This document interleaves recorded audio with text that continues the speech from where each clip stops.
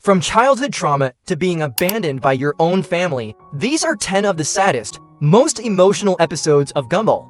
Starting with the heart, which dives into a side of Mr. Robinson we've never seen before. The episode starts like usual, with Gumball and Darwin hanging out with Mr. Robinson, who, for some reason, they absolutely adore, even though this man couldn't care any less about them. And this is proven when Mr. Robinson goes inside and calls his wife Margaret, telling her how big of suckers they are because he's been tricking them into doing free labor. And he doesn't even remember their names. Wait, who was I talking about? And as you can see, this hit Gumball and Darwin like a truck. For them, this man was like family. Someone they genuinely loved. But after Gumball and Darwin realize that they've been being used all along, they go back into their house and completely cut off Mr. Robinson. At first, Mr. Robinson is thrilled.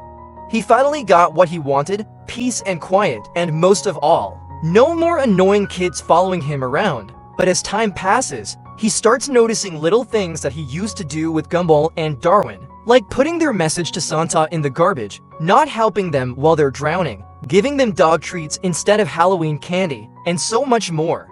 Then it hits for real when Gumball and Darwin are now the ones who close the blinds on him. Mr. Robinson knows that things will never be the same until he gets the genius idea to brainwash them. What did you do? I followed the advice online. Turns out it's illegal to alter the minds of children using Cold War CIA techniques. Then his son Rocky gives him the advice to do some lighthearted pranks to gain their trust back, which Mr. Robinson takes way too literally. Dad, please, stop. I know I'm not cut out for prison. There were some real tough cookies in there. And they didn't even give us any milk to dunk them in. Why don't you just be nice to the kids and give them some toys or something? But surely his advice to give him toys can't go wrong. Please don't tell me I needed to specify children's toys.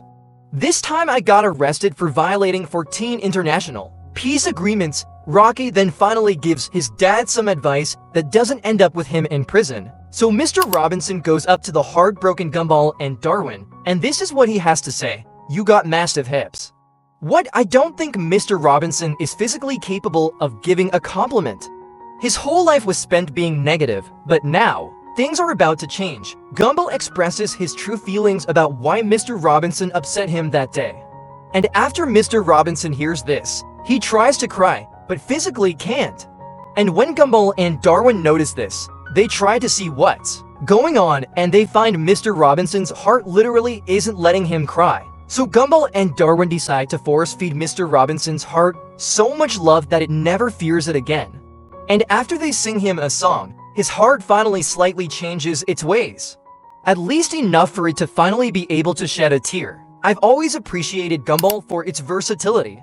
It's one of those shows that can be silly and goofy whenever it wants, but it still has the ability to pull you in for those close emotional moments and lock you in. And these later seasons of the show really start to experiment with getting a little bit more serious and diving deep into the inner feelings and drama between characters, and the episode The Father, coming in at number 9, is one of the best examples of this. So it starts off with Frankie Watterson, aka Richard's dad, randomly showing up to their house after years of being gone.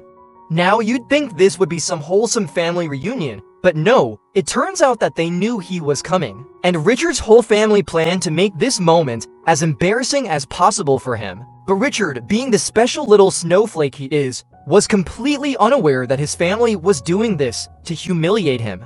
With his one black eye and his pointed nose and an outfit straight from 80s cop shows, he's a liar and a rogue and a scoundrel and a thief. He'll take away your happiness and fill you full of grief. Here he comes, the Vermin Man.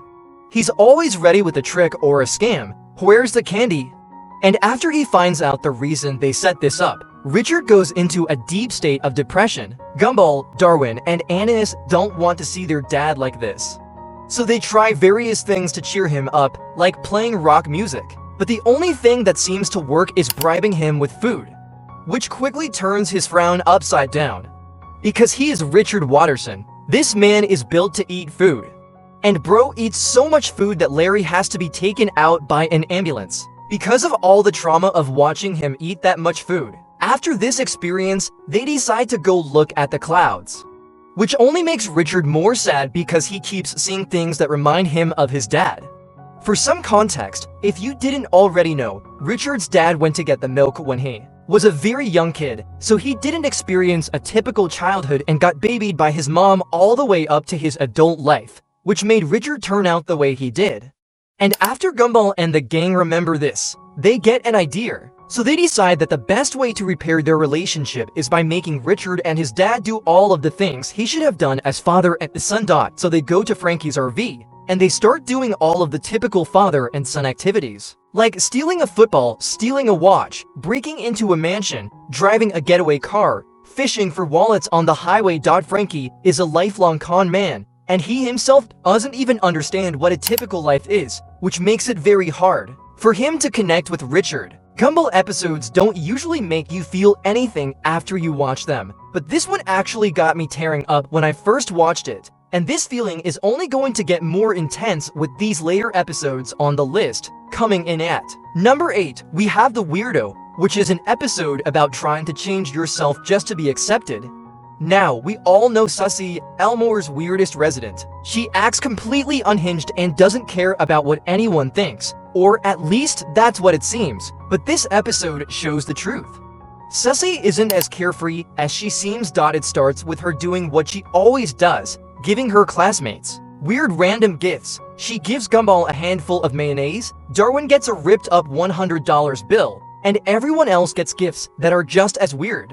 And then everyone immediately throws them away, right in front of her, which makes Susie really sad. And Gumball feels bad, so he tries to help everyone hide the fact that they're getting rid of their gifts. Later that day, bullies come up to her, but this completely backfires because she's too weird for the bullies to even have any effect on her day. Gumball sees this and is kind of lost hope for her at this point, so he gets the idea to poison the water supplies so that everyone else can be as dumb as her. And after a little convincing from Darwin, they decide to just help her fit in. Come on, Darwin. Gumball was really onto something with the water idea there. Anyways, then we get to see a day in Susie's life, which is just as strange as you would expect. So then, Gumball decides the only way to fix her is by making her someone that she isn't, which makes Susie sad. They take everything that makes Susie Susie and try to erase it. The worst part is Susie actually tries to change. She forces herself to act normal, and after Gumball and Darwin try a bunch of different ways to alter her appearance, nothing works and Susie has a moment of realization. Why Gumball Darwin try change Susie? But then, even after being torn apart by Gumball and Darwin, Susie still decides to give them one last gift, which turns out to be a pair of Susie's eyes. And when Gumball and Darwin put these on, they start seeing the world the way that Susie sees it, which actually explains a lot about why Susie acts the way she does. And through this, it tells a story about why you shouldn't try to change yourself to impress others. We've all had moments where we don't feel like we fit in, where we thought maybe if we just acted differently, people would like us more. And the truth is that never leads to true happiness. And that's what makes The Weirdo one of the most impactful episodes of Gumball, because Susie never wanted to change. The world just made her feel like she had to. And if you thought this was sad, this next episode will hit even harder.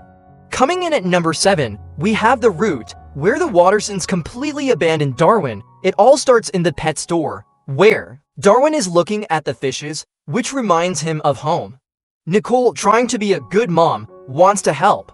So she looks through his browser history and finds out that he's been searching some things that she thinks implies Darwin wants a better home, and after finding out she's tech-savvy enough to look through browser history, the boys all immediately go destroy their computers. Honestly, I can't blame them. Anyways, Nicole comes to the conclusion that Darwin isn't happy living in their home anymore, which makes them all super angry because they don't want to get rid of Darwin. So they decide if they can't take Darwin back to his world, why don't they try and bring his world to him?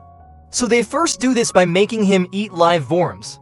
And when he doesn't like that, Richard tries to make him eat fish hooks. And of course, the only person down bad enough to eat those is Richard. Hey, I guess they have a lot of nutritional ingredients in them, like iron. And then they try a bunch more disgusting things, like eating dead skin off Richard's foot, a literal bag of mercury. But Darwin has had enough of them acting like this and storms off into his room. They start going way too deep into this idea that Darwin needs to reconnect with his roots, even though he's actually never said that, and then they start changing everything about their home, trying to make it more fish-friendly. They wear scuba gear, they play whale sounds in the background, and they literally throw him outside into the dirt, all for him to connect with his roots. All of this because they think Darwin doesn't feel like he belongs, which is actually just making Darwin feel that exact thing. At first, he goes along with it, trying not to upset them, but then he starts realizing what they're actually saying. That maybe, deep down, they don't see him as one of them. Darwin never wanted anything more than to be a Watterson. He loves his family more than anything in the world. And now, for the first time ever, he starts questioning it. Do they see me as one of them, or am I just a pet to them? The family keeps following him around as he's trying to get a break from the craziness by hanging out with Banana Joe, but they end up following him, which just makes Darwin even more upset. And if you thought that somehow couldn't get worse, the Wattersons then come to the conclusion that Darwin would be happier back in the water. So they take him to a pond and let him go, and this is where the episode goes from sad to heartbreaking. Darwin is so confused, he's standing there, watching his own family drive away, realizing that they truly believe he doesn't belong with them. But Darwin doesn't take this and instantly chases them back to catch up with them. And it turns out this whole time, it was just a big misunderstanding. He just wanted a giant fish tank, that's it. He just saw a super cool fish tank in the mall, and wanted to guilt-trip Nicole into buying it for him. And this moment is perfect because even after everything, the Wattersons don't get mad at him. And everything goes back to normal, and they even end up getting a better understanding of Darwin. But this doesn't even compare to what Darwin goes through in a later episode on this list. But now, for one of my favorites, coming in at number 6 we have the hero. Now, we all know that Richard Watterson is one of the dumbest, laziest, most childish dads in animation history. He eats, sleeps, and avoids responsibility like it's an Olympic sport. And because of that, Gumball and Darwin sometimes make fun of him at school. And when Richard overhears this, it completely emotionally breaks him. This gets Gumball and Darwin in hot water with their mom Nicole, who is not happy ever since she found out that they're making fun of their dad. And through their argument, it gets revealed that Richard is now hiding in the shed. So after being grounded for multiple days and not even being able to shower, Gumball and Darwin are forced to apologize to their dad. And when they look inside, they see a nailed board between his legs, which makes Gumball not take him seriously at all. But when Darwin looks back inside, he sees his dad singing a sad song about how Gumball and Darwin used to respect him when they were just little kids. I remember when you were still little. My little ones, I was the giant who picked you up when you fell down, and they looked at him like he was a hero. And now that they're all grown up, they don't really respect him the same anymore. Which makes Richard really sad, but after listening to the song, Darwin realizes that the only way to make up with his dad is by giving him the opportunity to feel like a hero again. So Gumball and Darwin go to the junkyard and get themselves into a bad situation on purpose to try to have Richard save them. But the problem is, their safety button they had just in case something went wrong gets stuck to the roof of the car, and they can't get it off. So now it's actually up to Richard to save them. And of course, in typical Richard fashion, he messes up in as many ways as possible. But like usual, he somehow manages to pull it all together and get something to work, eventually saving the kids, making them feel like he's a hero again. But it's not over yet because he still hasn't saved Gumball. And while he's trying to walk over the ladder into his dad's arm carefully so they don't get crushed in the junk box, Gumball gets flashbacks to when he was just a kid trying to walk into his dad's arms, which gets him to safety in the end, giving Gumball a newfound respect for his father. But now we're on to the top 5, and if you thought these episodes were already sad, you've literally seen nothing. Coming in at number 5 we have The Shell, and this episode is brutal in the ways it deals with insecurity, self-acceptance, and the fear of rejection. It starts at a school play, and when it gets to the end, Gumball and Penny have to kiss, but Gumball fumbles it so hard, instead of kissing her, he headbutts her, and in doing so, he cracks her shell, which doesn't seem like a big deal until we learn that this isn't just a peanut shell. It was actually a mask who was hiding who she really is. Gumball then notices something weird in there, but Penny just blows it off and then tries to cover it up, but eventually, Penny decides it won't work, so she's forced to tell her dad what happened.